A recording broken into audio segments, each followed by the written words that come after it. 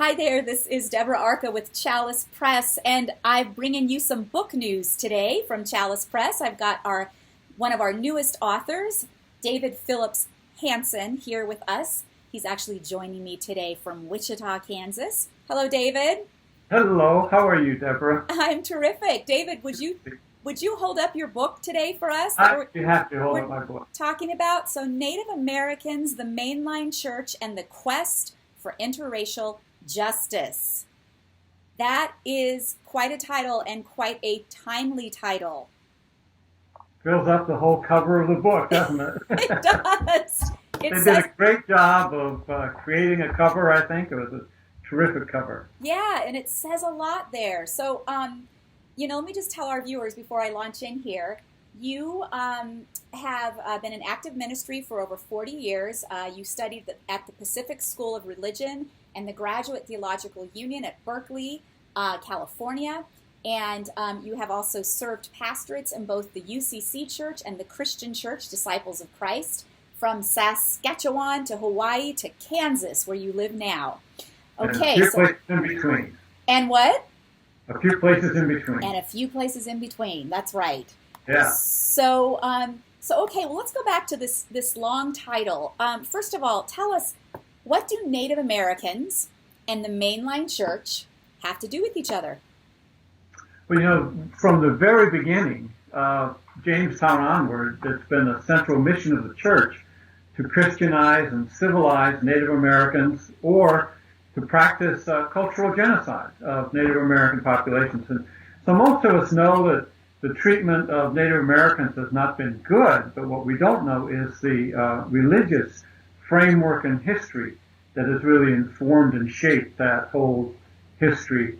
And then in 2000, beginning of the 21st century, a number of churches have now apologized to Native Americans for their participation in Indian genocide, and also, more recently, repudiating the doctrine of discovery, which has been the basis for U.S. policy toward Native Americans.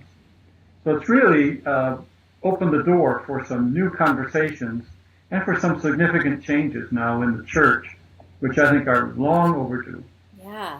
And so you thought it was time for us to really to understand this history more. I mean, and it's interesting because you wrote this book before Standing Rock, and now Standing Rock has become this, big cultural moment and this rallying cry for people of faith to come alongside our Native American neighbors, brothers and sisters. So, tell me a little bit about that.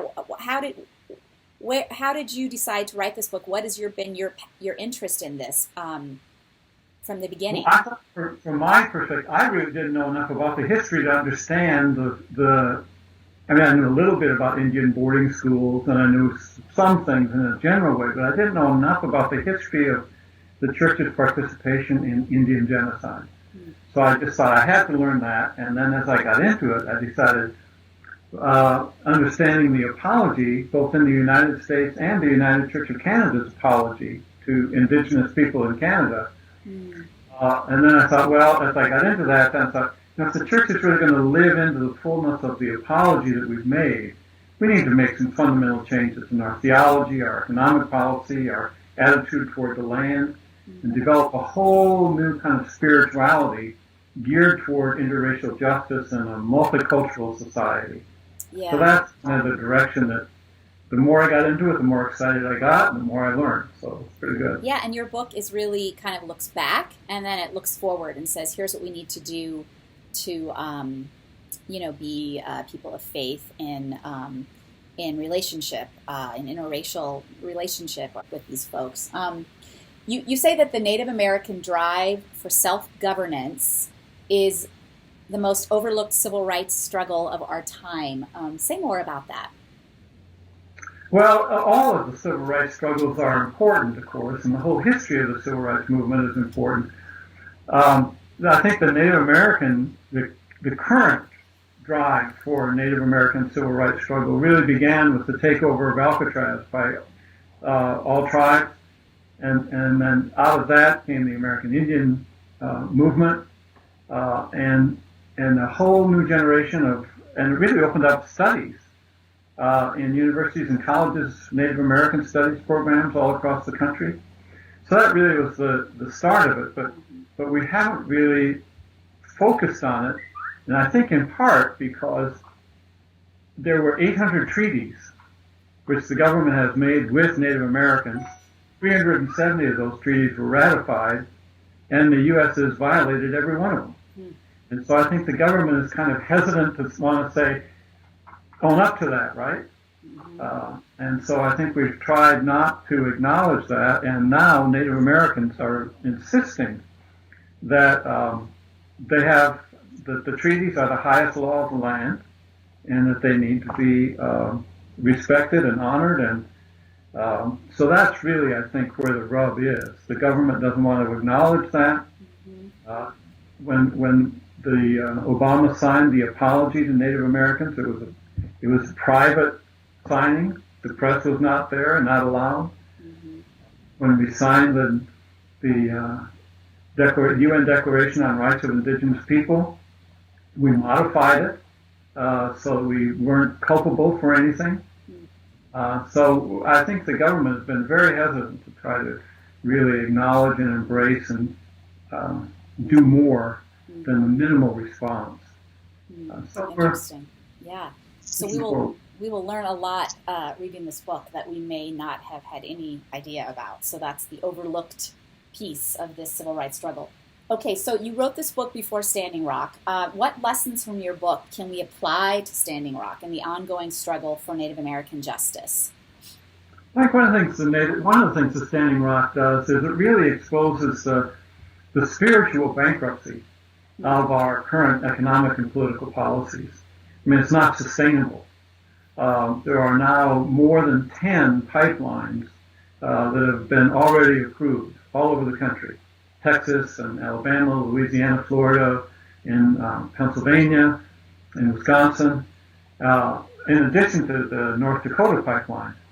But that's not, both it's not necessary and it's not sustainable. And then another violation of treaty rights is with the San Carlos Apache Indian tribe in Arizona. They're developing the largest copper mine in North America. Is being developed on sacred land. And so I think one of the things we're learning is that we are all in this together, and that we have a common stake in preserving the environment and respecting rights and respecting the sacred traditions of other people and other nations. If we want to have our own traditions respected, we need to respect theirs as well. Yeah. I think it's kind of an educational process for it, and Standing Rock has become both the kind of cutting edge of the struggle, but also a symbol for a much larger struggle that's taking place. Yes, beautifully. Well said. Just last question. Who did you write this book for, and what do you hope people take away from it? Well, I hope, I was thinking primarily of Mainline Church, and that the Mainline Church, seminaries, colleges, religious studies departments would pick it up and kind of help advance the conversation that we need to be in. Yeah. And so the primary focus was with people like me, mainline church people, white Christians, but to be in dialogue with indigenous tribes and people all across the country and really around the world. It's a global movement. So it's just a part of that whole conversation. Yeah. And that it would be a book of hope. That would help us think about, these are things we can do now to create a more peaceful and just society as we move to this intercultural, multicultural future that we're going to become, and we are becoming already. Yeah. Well, thank you. We sure need more voices of hope right now. So we're so thrilled that you wrote this book for Chalice Press and for the world. And we thank you for your time today. Share with us the book one more time.